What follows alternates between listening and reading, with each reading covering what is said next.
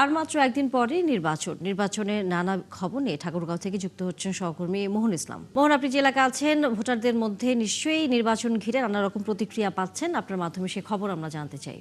আমি আছি দিনাজপুর এক আসনে। এটি মূলত হচ্ছে আপনার বীরগঞ্জ এবং কাহারুল দুইটি উপজেলা নিয়ে গঠিত এবং এই বীরগঞ্জ এবং কাহারুলের যে আসনটি, সেই আসনের একটি বাজার থেকে আমি যুক্ত হয়েছি এবং আমি যদি দেখাই যে আসলে এখানে 6জন প্রার্থী মোট এই অংশ নিয়েছে ভোটে এবং তাদের মধ্যে বিএনপির রয়েছে মঞ্জুরুল ইসলাম, জামায়াতের মতিউর রহমান, জাতীয় পার্টির শাহিনুর ইসলাম সহ গণ অধিকার পরিষদ, জাকের পার্টি এবং ইসলামী আন্দোলন, এই তিনটি দল অর্থাৎ 6জন প্রার্থী এখানে প্রার্থিতা অংশগ্রহণ করেছেন এবং ভোট করছেন এবং এখানে ভোটার সংখ্যা রয়েছে 3,92,711 জনের মতো। এবং এই আসনটিতে আমরা কথা বলেছি ভোটারদের সাথে, তারা বলছিলেন যে বিএনপি এবং জামায়াত দুই প্রার্থীর মধ্যে আপনার বেশ হাড্ডাহাড্ডি লড়াই হতে পারে এবং বাকি যে প্রার্থীরা রয়েছেন তারা অংশ নিয়েছেন ইসলামী আন্দোলন। সেক্ষেত্রে যে আপনার ধর্মীয় ভিত্তিক যে ভোটটা রয়েছে সেই ভোটটা কিছুটা কাটতে পারে এবং জাতীয় পার্টির নির্দিষ্ট কয়েকটি এলাকা ভিত্তিক এখানে ভোট রয়েছে।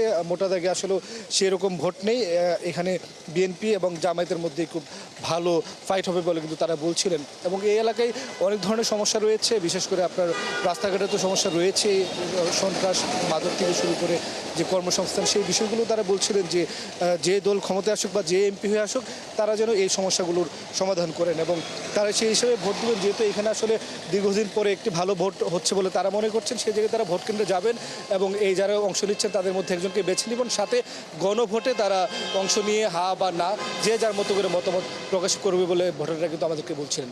তা নিয়ে এই ছিল দিনাজপুর এক আসন থেকে আমার কাছে সর্বশেষ। ধন্যবাদ মোহন। নিশ্চয়ই আমরা ফিরবো আরও অন্যান্য এলাকার খবর আপনার কাছ থেকে জানবার জন্য। দর্শক সহকর্মী আমাদের সাথে এতক্ষণ মোহন ইসলাম ছিলেন। আমরা যেতে চাই এই মুহূর্তে ভোলার খবর আমরা জানবো। আমাদের সহকর্মী মাইনুল ইসলাম যুক্ত হয়েছেন।